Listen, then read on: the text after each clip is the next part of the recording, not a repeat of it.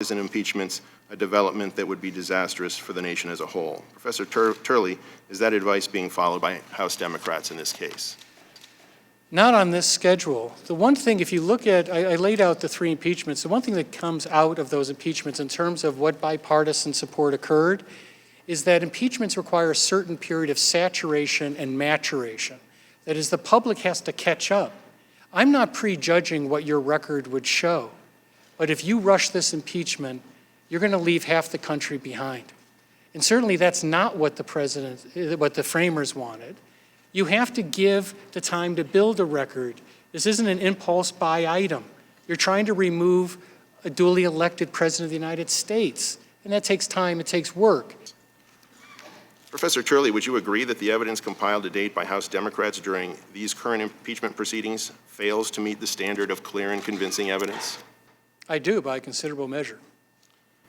Professor Turley, do you think that impeaching in this case would constitute impeaching with a partial or plausibly contested understanding of key facts?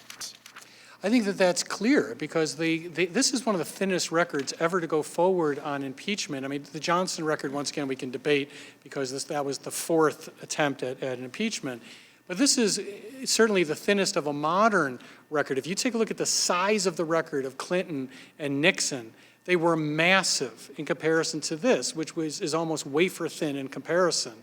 And it has left doubts, not just doubts in the minds of people supporting President Trump, doubts in the minds of people like myself about what actually occurred. There's a difference between requesting investigations and a quid pro quo.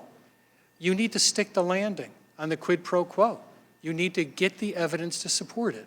It might be out there, I don't know, but it's not in this record. I agree with my colleagues, we've all read the record, and I just come to a different conclusion. I don't see proof of a quid pro quo, no matter what my presumptions, assumptions, or bias might be.